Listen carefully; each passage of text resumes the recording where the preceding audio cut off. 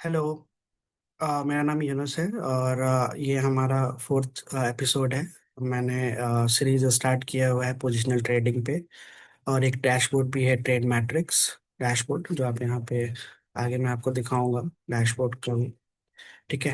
तो बेसिकली जो हमारा गोल है वो न्यू ट्रेडर से रिलेटेड है, और जो प्रोफेशनल है जिनको डेली स्टॉक्स देखने का, एनालाइज करने का, स्ट्रेटजीज को इम्प्लीमेंट करने का टाइम नहीं होता है। और ट्रेडर्स क्या करते हैं कि रिकमेंडेड स्टॉक्स ये टेलीग्राम चैनल या टीवी या फिर कहीं और सोर्सेज से बाई और सेल, रैंडम बाई और सेल करते हैं। उन्हें आइडिया नहीं होता कि कब बाई करना है, कब सेल करना है, कौन से स्टॉक से जो पिक करने हैं। तो ये बेसिकली मैंने उनके लिए ये बनाया है। ये डिस्क्लेमर है, आप देख सकते हो इसको। पॉज करके आप इसको पढ़ सकते हैं। मैं कोई सेबी रजिस्टर्ड रिसर्च एनालिस्ट नहीं हूँ। ठीक है। तो आप इसको पॉज करके थोड़ा टाइम देके आप पढ़ लीजिए। इस एपिसोड में बेसिकली मैं बात करूंगा मंथली रिवर्सल स्ट्रेटेजी। तीन एपिसोड्स ऑलरेडी मैं बना चुका हूँ, जो कि रिलेटेड है चार्ट सेटअप से। टेक्निकल इंडिकेटर्स को ऐड कैसे करना है, उसका मतलब क्या है, कब एंट्री लेनी है, कब एग्जिट लेनी है, उसके रूल्स हैं। और एक स्ट्रेटेजी भी मैंने डिस्कस किया है।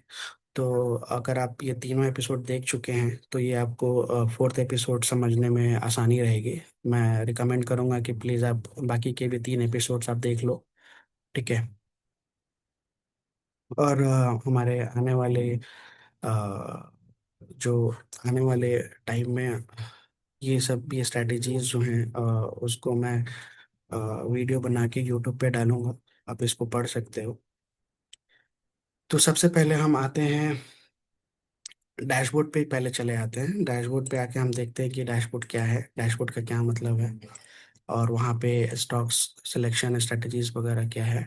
तो ये जो है हमारा डैशबोर्ड है, ट्रेड मैट्रिक्स डैशबोर्ड है। इस पे डिफरेंट सेक्शंस हैं और हर सेक्शन के अपने कुछ रूल्स हैं और स्टॉक्स हैं। और उसके बेसिस पे जो फिल्टर होके हमारे स्टॉक्स आते हैं, स्ट्रेटजीज जो मैंने चार्टिंग में कोडिंग की है, बैकएंड में है वो। तो ये स्टॉक्स आते हैं। तो यहाँ पे आप देखोगे कि 14 स्टॉक्स हैं, 75 स्टॉक्स हैं। यहाँ पे सिर्फ 3 स्टॉक्स हैं। तो सारे को आपको कैसे पिक करना है, और कैसे बाई करना है, कब बाई करना है, कब एग्जिट करना है, वो सब जो है सारे वीडियोस पे उस पे वन बाय वन बना रहा हूँ, और कुछ बना भी चुका हूँ। तो आप पिछला वीडियो अगर आप देखोगे तो आपको समझ में आएगा। आज का जो एपिसोड है, जो हम लोग बात कर रहे हैं, वो टोटली डेडिकेटेड है मंथली रिवर्सल स्ट्रैटेजी पे।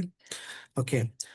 तो इस डैशबोर्ड पे ये स्टॉक जो है अभी फिलहाल आए हैं, और कंप्लायंस इशू ना हो इसलिए मैं बैक डेटेड डेटा पे ही मैं आपको उसको एक्सप्लेन करूंगा कि क्या है।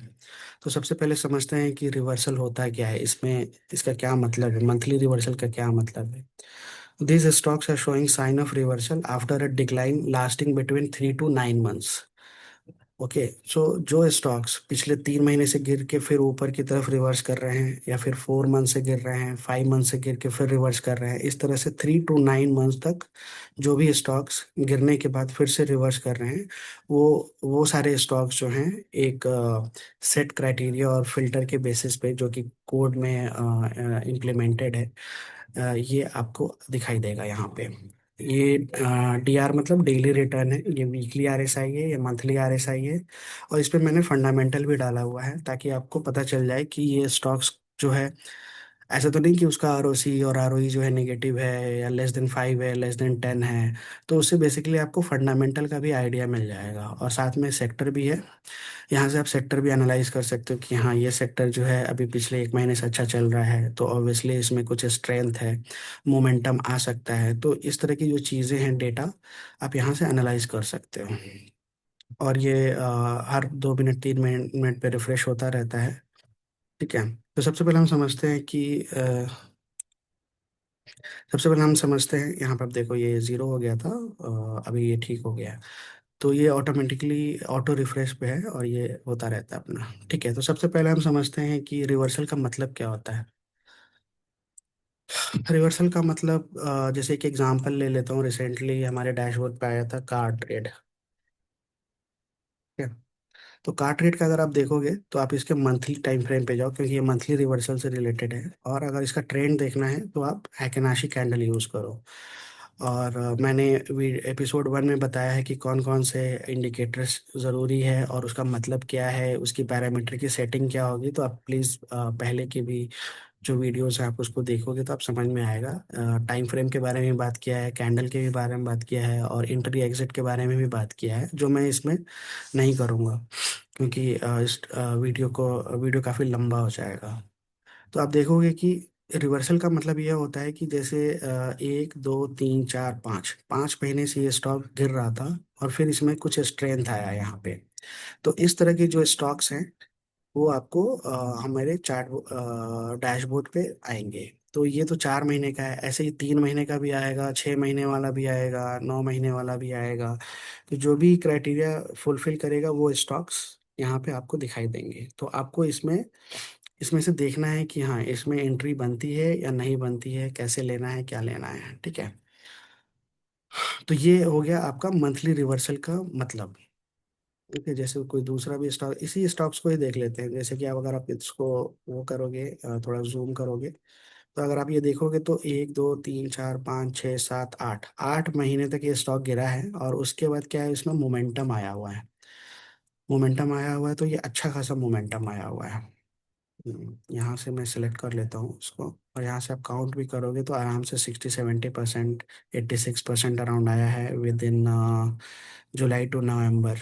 वही 3 4 5 महीने में आया है। फिर यहाँ पे भी देखोगे तो 2 महीने गिरने के बाद फिर से ये ऊपर चलना शुरू हुआ है, और इसमें भी काफ़ी अच्छा आपको रिटर्न 120 130% मिला है। तो बेसिकली ये पोजिशनल ट्रेडिंग से रिलेटेड है, तो इसमें आप एक्सपेक्ट कर सकते हो कि 40 से लेके 100 200 150% जो है रिटर्न आपको मिल सकता है, अगर आप प्रॉपरली एंट्री और एग्जिट कंडीशन जो मैंने बताया है पिछले वीडियोस में आप उसको फॉलो करते हो, तो वो आपका इतना इजीली बन जाता है। ठीक है। अगर ये गिर रहा है और वापस रिवर्स कर रहा है तो ऑब्वियसली कुछ ना कुछ इस कंपनी में है, कुछ फंडामेंटल में कुछ चल रहा है, या कंपनी के अंदर कुछ चल रहा है, रिटेलर्स और ये एफआईआईज और डीआईज इस पे इंटरेस्टेड हो गए हैं, तभी ये इतना बड़ा मोमेंटम आया है और वापस से रिवर्स किया है। तो ये बहुत ही इम्पॉर्टेंट है समझना कि अगर आप पोजिशनल ट्रेड करते हो तो मंथली और वीकली पे करना चाहिए। ठीक है। और जब भी मोमेंटम आएगा तो बहुत बड़ा अच्छा प्रॉफिट और अच्छा रिटर्न देके जाएगा। तो जो स्टॉक है अ, ये जो स्टॉक है कोई रिकमेंडेशन नहीं है बाई सेल का, बस एक एज एग्जांपल मैंने लिया था। ठीक है। अब हम देखते हैं कि इसके पीछे रूल क्या है। तो ये जो है हमारा रूल है।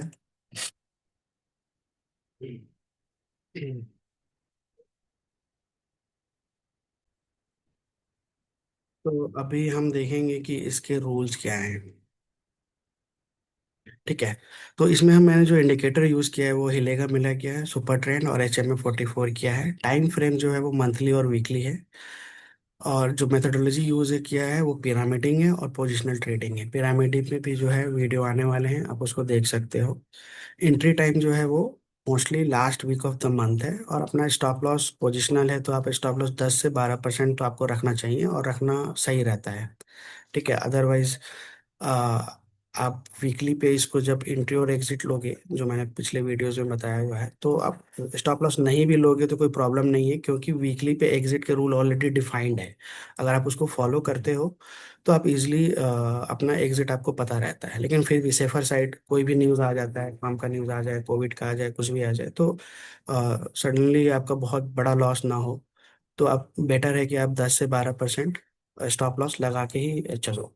और पिरामिडिंग करो, पिरामिडिंग के लिए मैं सेपरेट वीडियो बनाऊंगा तो आप वहाँ पे देख सकते हो। ठीक है। तो सबसे पहले क्या करना है आपको, ट्रेंड मैट्रिक डैशबोर्ड पे जो मंथली रिवर्सल का जो सेक्शन है वहाँ से आपको स्टॉक जो है लेने हैं और अपने वॉच लिस्ट में डालना है। फिर आपको मंथली टाइम फ्रेम पे जाना है और नॉर्मल कैंडल यूज करना है पहले। उसकी नॉर्मल कैंडल इसलिए यूज करना है क्योंकि मुझे RSI 9 की वैल्यू देखनी है। मैं बताऊंगा RSI की 9 की वैल्यू कैसे देखी जाती है। और अगर आपको ट्रेंड देखना है, जैसे मैंने आपको बताया कि 4 मंथ तक हैकेनाशी कैंडल नीचे गया, फिर रिवर्स आया, ग्रीन कलर का कैंडल बना, तो वो बेसिकली अगर आपको देखना है, ट्रेंड देखना है, तो हैकेनाशी कैंडल ही यूज करना होता है, चाहे वो आप किसी भी टाइम फ्रेम पे देखो। तो यहाँ पे वही मैंने लिखा है, use Heikin Ashi candle to check the previous down trend and the reversal. Okay. और ये बहुत इंपॉर्टेंट रूल है।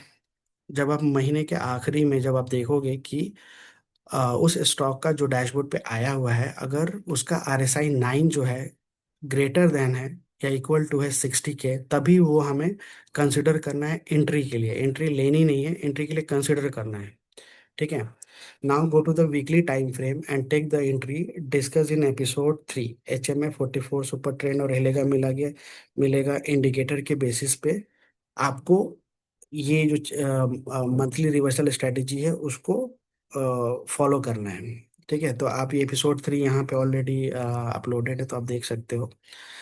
ठीक है। Follow YouTube video 2। यहाँ पे आपको क्या है, एंट्री और एग्जिट क्राइटेरिया बहुत प्रॉपरली बताया गया है कि आपको कब एंट्री लेनी है और कौन से इंडिकेटर यूज करने हैं, और एंट्री के कंफर्मेशन क्या होगा और एग्जिट का कंफर्मेशन क्या होगा। तो आप यहाँ पे जाके देख सकते हो। और मैं पर्सनली बेसिकली पिरामिडिंग यूज करता हूँ। ऐसा नहीं कि अगर मुझे एक स्टॉक पे 20,000 डालना है तो मैं इन अ वन गो 20,000 डाल देता हूँ। ऐसा नहीं करता हूँ। मैं क्या करता हूँ कि उसको ब्रेक करके डालता हूँ। शुरू में उसका 50% डालूंगा या 60% डालूंगा, फिर बाकी का 40% जब मेरा एक रूल, जो पिरामिडिंग का एक रूल है, उसको अगर वो क्वालिफाई करता है, तभी मैं बाकी का पैसा उसमें डाल के उसको प्रॉफिट को ट्रेल करते हैं हम लोग। ठीक है। तो अब हम डायरेक्टली और बैक टेस्ट डेटा पे जाएंगे। तो अभी मैं, अगर आप देखोगे, तो ये मेरा बैक टेस्ट डेटा है। मतलब ऊपर में कोड है और यहाँ पे ये स्टॉक्स आए हुए हैं। आप यहाँ पे क्रॉस चेक भी कर सकते हो। महिंद्रा फाइनेंस है, TVS है और CET है। तो यहाँ पे भी ये वही स्टॉक्स आए हुए हैं। तो बेसिकली यहाँ पे जो स्टॉक्स आएंगे, जो रूल्स को सेटिस्फाई करके, जो आपका फाइनल स्टॉक्स आएगा वो आपको डैशबोर्ड पे दिखेगा, जैसे यहाँ पे दिख रहे हैं, है ना। ओके। तो अभी हम क्या करेंगे कि लाइव जो डेटा है उस पे हम बैक टेस्ट नहीं करेंगे, क्योंकि कंप्लायंस इशू हो सकता है। तो हम क्या करेंगे कि ओल्ड डेटा, 3 महीने से पहले का डेटा हम लेते हैं, जैसे फैब और मार्च का डेटा लेके देखते हैं। तो अगर आप फैब का देखोगे तो ये है। तो अभी क्या करना है आपको कि फॉर एग्जांपल ये आपके डैशबोर्ड पे आए हैं, फरवरी एंड में आए हैं, तो आप वो डेटा को क्या करोगे, कॉपी करोगे। चाहे डैशबोर्ड से भी कॉपी कर सकते हो, यहाँ पे कॉपी, कॉपी सिंबल, सिंबल यहाँ पे कॉपी करके, या फिर यहाँ पे भी कॉपी सिंबल। तो दोनों जगह ये ऑप्शन है, तो आप इसको सिंपली कॉपी करो। और ट्रेडिंग व्यू कैसे यूज़ करना है वो एपिसोड 1 में है, तो आप वहाँ पे जाके देख सकते हो। और फिर मैं अलग से एक वॉच लिस्ट कैसे बनाना है, क्या करना है, उसके लिए भी मैं बताऊंगा क्या करना है। ठीक है। तो पहले हम एनालाइज करते हैं मंथली वाला। ठीक है। मंथली वाला एनालाइज करने के लिए हम नॉर्मल कैंडल यूज़ करते हैं। और ये जो आया है ये सारे के सारे जो हैं फेब्रुअरी के हैं, तो मैंने यहाँ पे एक लाइन डाल रखी है। सब जगह मैं एक लाइन डाल देता हूँ, ऑलरेडी डाला हुआ है आई गेस। हाँ, यहाँ पे भी है और यहाँ पे भी है और यहाँ पे भी है, EFC का भी है। ओके। और यहाँ पे नहीं है, तो यहाँ पे फैब का मैं डाल देता हूँ, ये रहा फैब का। ठीक है। और यहाँ पे भी फैब का डाल दिया। अब हमें क्या करना है, हमें रूल फॉलो करना है। तो हमारे जो रूल है, पहला रूल ये है कि ऊपर में रेसिस्टेंस नहीं होना चाहिए। जो सुपर ट्रेंड का जो रेसिस्टेंस है वो नहीं होना चाहिए। अगर वो है, और रेसिस्टेंस और कैंडल क्लोज के बीच में मोर देन 10%, अगर, आप ध्यान से सुनना, सुपर ट्रेंड का जो रेसिस्टेंस है, मैं देखता हूँ कोई रेसिस्टेंस वाला है क्या। जो फॉर एग्जांपल ये लेते हैं, फॉर एग्जांपल ये रिवर्सल हुआ और यहाँ पे हमारी एंट्री आई, तो हमें देखना है कि ये यहाँ से यहाँ तक अगर 10% से ज़्यादा है, मतलब आपके पास स्कोप है 10% से ज़्यादा अर्न करने का, तो ही आप एंट्री लो। अदरवाइज आप 10% के लिए एंट्री लेके कोई फ़ायदा नहीं है, क्योंकि यहाँ से बहुत हाई प्रोबेबिलिटी होती है कि यहाँ पे टच होके फिर वापस नीचे आ जाए और आपका पैसा काफ़ी लंबे टाइम तक फंसा रह जाए। ठीक है। तो मैं बेसिकली ये यूज़ करता हूँ, और इसमें भी पिरामिडिंग यूज़ करता हूँ। जैसे मुझे लगता है कि ये इसके और इसके बीच में 20% का गैप है, तो मैं स्टार्ट करता हूँ। और फिर जब ये पिरामिड, एज अ पिरामिड का जो रूल है, जब ये रेजिस्टेंस क्रॉस कर जाएगा, तो बाकी का पैसा यहाँ डाल के मैं उसको ट्रेल कर सकता हूँ। ठीक है, तो ये है। तो इसमें क्या करना है हमें, सबसे पहला रूल ये है कि जो RSI 9 है, अब RSI 9 पूछोगे कहाँ पे है, तो आप यहाँ देखना है, ये जो है मैंने इसको पूरा अच्छे से बताया है। RSI 9 है, हिलेगा मिलेगा का है, आप एपिसोड 2 में देख सकते हो इसकी सेटिंग्स वगैरह। ठीक है, तो यहाँ पे RSI 9 की वैल्यू जो है ब्लैक लाइन के फॉर्म में है। यहाँ पे आप देखना ब्लैक टेक्स्ट देखना, तो यहाँ पे अगर आप देखोगे तो ये 59.10 है। तो ये हमारा क्वालिफाई नहीं करता है स्टॉक, तो हम इसको नहीं लेंगे। दूसरा अगर आप देखो दूसरा अगर आप देखोगे तो ये भी 59.42 है, तो इसमें भी नहीं लेंगे। 60 होना ही होना चाहिए मंथ एंड तक। इसमें अगर आप देखोगे तो इसमें है, दिखा रहा है 76.16, मतलब ये बहुत मोमेंटम में है। और इसमें बहुत लोग इंटरेस्टेड है, FIIs और DIs बहुत इंटरेस्टेड है, क्योंकि इसका मोमेंटम काफ़ी अच्छा है। और ये आप प्रूफ भी देख सकते हो कि अगले महीने से फिर क्या हुआ है, 300% आपका बना है। कुछ नहीं करना है, बस यही करना है, आपको बैठे रहना है। ठीक है, तो ये क्वालिफाई करता है। दूसरा देख लेते हैं, अगर आप ये देखोगे तो ऊपर में रेसिस्टेंस भी नहीं है हमारा, जो सुपर ट्रेंड का बन के आता है ब्लैक कलर का, वो भी नहीं है। तो इसमें इसमें अगर आप देखोगे तो 57.25 है, तो इसमें एंट्री नहीं बनती है। आप ये कर सकते हो कि इसको वॉच लिस्ट में डाल सकते हो, कि अगर आने वाले 1-2 महीने में इसका रेसिस्टेंस अगर 60 क्रॉस करता है तो आप इसमें एंट्री ले सकते हो। अदरवाइज इस महीने आप नहीं लोगे। आप वॉच लिस्ट में रखो, और अपना हर महीने के आखिरी में इसको देखो कि ये 60 क्रॉस किया है कि नहीं। तो आप अगर आप कायदे से देखोगे तो ये 60 जो है आपका यहाँ पे क्रॉस किया हुआ है कहीं पे, और यहाँ के बाद फिर कितना अच्छा खासा मूवमेंट आया हुआ है। ठीक है, फिर ये आप देखो PFC, देखो PFC में अगर आप देखोगे तो ये 54.01 है, यहाँ पे लिखा हुआ है 54.01। 54.01 है, तो ये भी क्वालिफाई नहीं करता, तो इसमें एंट्री नहीं बनती है हमारी। स्पोर्ट्स किंग में अगर आप देखो, हाँ ये बहुत अच्छा एग्जांपल है। इसमें क्या है, 60.58 है, तो ये क्वालिफाई करता है। अब इसमें हम मैक्सिमम एक्सपेक्ट कर सकते हैं इतना तक, 24% तक। अगर 10 से ज्यादा है रेसिस्टेंस, उसके बीच का जो परसेंटेज है, तो आप एंट्री ले सकते हो। और कोशिश करो कि 50% यहाँ डालो, और जब ये रेसिस्टेंस क्रॉस कर जाए तो बाकी का 50% डाल के आप उसको ट्रेल कर सकते हो। ठीक है, E2E में देखो, इसमें भी आप देखोगे कि तो रेसिस्टेंस का जो डिस्टेंस है वो ऑलमोस्ट 60-70% है, तो इसमें तो आप आराम से जा सकते हो। और आप देख भी रहे होगे कि आने वाले टाइम में 1 2 3 4 चौथे महीने में ये टच कर गया है और फिर से नीचे आ रहा है। तो ये रेसिस्टेंस जो है ना, ये बहुत इंपॉर्टेंट रहता है। अगर 10% तक है तो आप मत लो। कोई और भी बहुत सारे अच्छे स्टॉक्स भी हैं डैशबोर्ड पे, जो डिफरेंट स्ट्रेटेजीज में कवर की हुई है, आप वहां से उठा लो। फालतू का 10% 5% के लिए अपना पैसा नहीं अटकाओ, क्योंकि ये पोजिशनल है। पोजिशनल में हमेशा 20% 40% 100% 200% का ही सोचना है। ठीक है, तो ये मेरा एग्जांपल हो गया फरवरी मंथ का। अब हम क्या करते हैं कि और भी महीने का देख लेते हैं, जैसे ये मार्च का देख लेते हैं। तो मार्च में हमारा होता है एस्ट्रोडम, एस्ट्रोडीएल। तो आप इसको यहाँ पे जाके ऐड कर दो, और इसको चेक करते हैं ये क्या है। यहाँ पे क्या है, मार्च। हाँ मार्च, आप यहाँ पे देखोगे मार्च का है, तो क्लोजिंग जो है, मंथ का क्लोजिंग जो है वो 65.03 है, और उसके बाद से ये चला है। आप देखोगे ये मार्च का हो गया। मार्च के बाद ये मार्च खत्म होने के बाद फिर अप्रैल से जो है हमारा यहाँ से चलना शुरू हुआ है, 20-21% है।